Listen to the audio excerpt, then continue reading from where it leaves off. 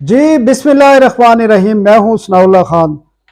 नाज़रीन, आलमी मालियाती fund IMF से पाकिस्तान का एग्रीमेंट हुआ है 37 माह का, $7 बिलियन का। और IMF ने अब जो पाकिस्तान के साथ मायदा किया है, स्टाफ लेवल एग्रीमेंट है, और जो इन्होंने कमिटमेंट्स किए हैं उसकी तफसीलात जारी कर दी हैं। बड़ी हमेशा ही होती हैं, लेकिन इस दफ़ा कुछ ज़्यादा एग्रेसिव किस्म की शराइत भी हैं, बेंच मार्क्स भी हैं, और कई काशंस भी हैं, और कई ख़तरात भी बताए हैं कि पाकिस्तान को किस किस्म के जो खदशात हैं, ख़तरात हैं या थ्रेट्स हैं वो मौजूद हैं, जिनसे इकानमी दोबारा से ट्रिपल डाउन हो सकती है, सूरत हाल बिगड़ सकती है। स्ट्रक्चर रिफॉर्म्स जो जारी हैं वो उनमें जो है रुकावटें आ सकती हैं।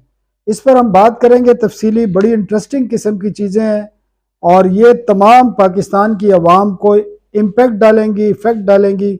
इसलिए ज़रूर सुनना है ये, क्योंकि बड़ी अहम शराइत और बेंच मार्क्स हैं, और क्या क्या उनकी ऑब्जर्वेशन है, ये बड़ी अहम है।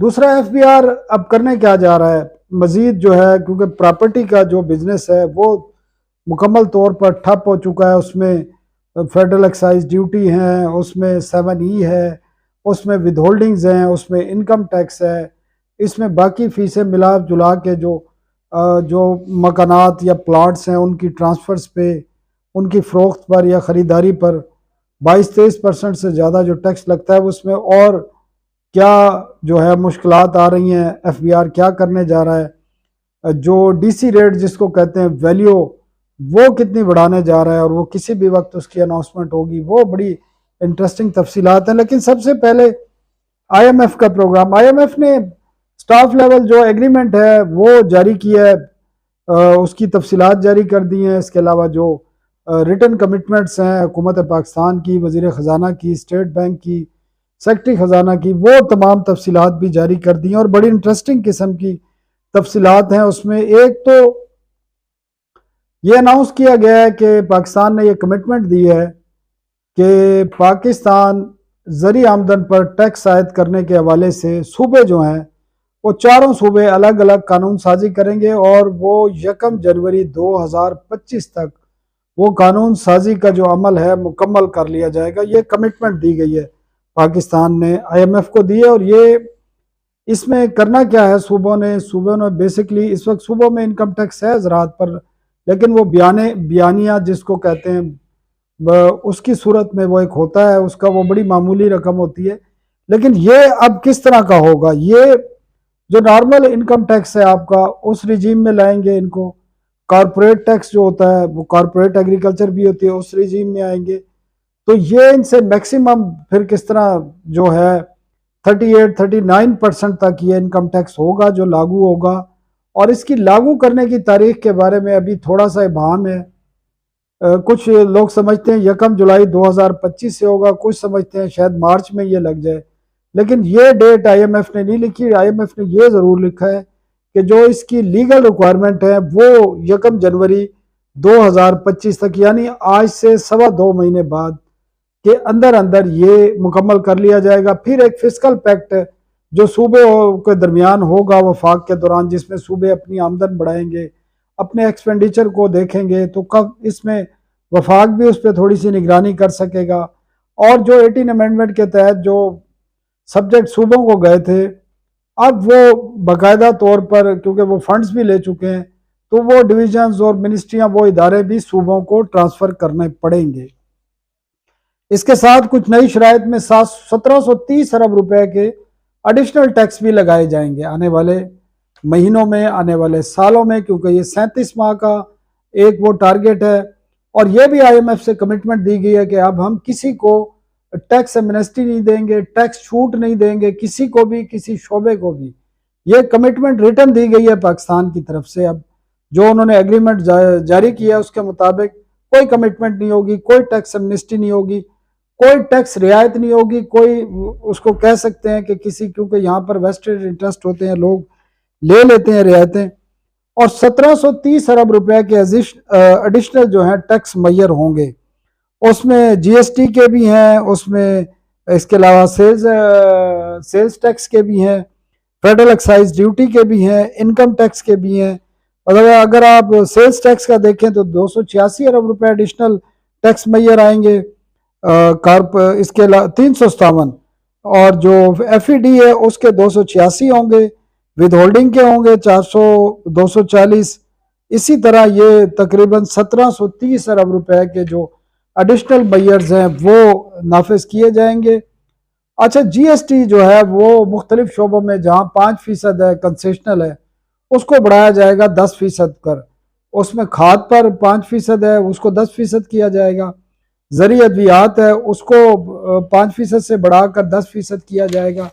और इसके अलावा जो उन्होंने बातें की हैं वो बड़ी इंटरेस्टिंग है, खासकर जो पाकिस्तान की जो सूरत हाल है, करप्शन पे बड़ा खुल के बात की IMF ने, जो मैं जिस तरफ आना चाहता हूँ। उन्होंने बड़े वाज़े तौर पर कहा है कि पाकिस्तान में गवर्नेंस और करप्शन की जो सूरत हाल है वो उन्होंने बदतरीन का लफ्ज़ तो यूज़ नहीं किया, लेकिन अल्फाज उनके इसी किस्म के हैं कि सूरत हाल इसी किस्म की है। अगर मैं इसको वैसे भी दिखा दूँ, उन्होंने कहा जो पाकिस्तान में जो है वो सस्टेनेबिलिटी ऑफ रिफॉर्म की एफर्ट की ज़रूरत है, ख़ासकर करप्शन, रेट टेपिज्म और वीक बिजनेस क्लाइमेट। उन्होंने कहा ये करप्शन का जो मामलात है ना और गवर्नेंस के, इसको ठीक करने की ज़रूरत है। और इसके लिए उन्होंने कहा है कि जो पाकिस्तान को, जो पाकिस्तान ने कमिटमेंट भी की है कि governance and corruption diagnostic assessment, ये एक इंटरनेशनल एक असेसमेंट होती है जिसको कहा जाता है,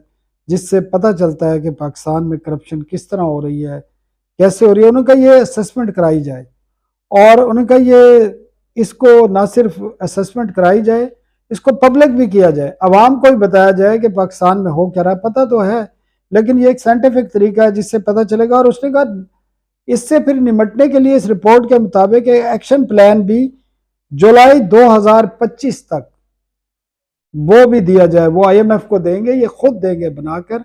ये रिपोर्ट भी फौरी तौर पर बनवाई जाएगी, असेसमेंट रिपोर्ट, इसको पब्लिक भी करना पड़ेगा, और इसके साथ साथ जो है इसकी एक्शन प्लान भी देना पड़ेगा।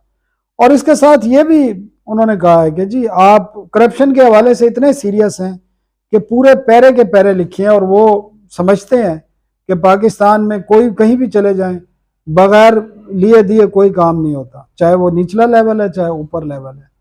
और हमारे सामने बहुत सारी मिसालें हैं। UN कन्वेंशन अगेंस्ट करप्शन, ये कन्वेंशन है, वो कहते हैं कि इस पर कंप्लाइंस भी ज़रूरी है, ये भी कंप्लाइंस किया जाए, इसको अडॉप्ट भी किया जाए। और इसकी डेट है सितंबर 2024 की, जो गुजर चुकी है, शायद ये इन्होंने अभी तक नहीं किया। Once the process is completed. अच्छा, एक और बड़ी इंटरेस्टिंग बात है, political motivated prosecutions and weak investigative capacity. मतलब है वो उन्होंने ये लिख दिया है कि पाकिस्तान में सियासी बुनियादों पर केसेस बनाए जाते हैं और सियासी बुनियादों पर ख़त्म किए जाते हैं।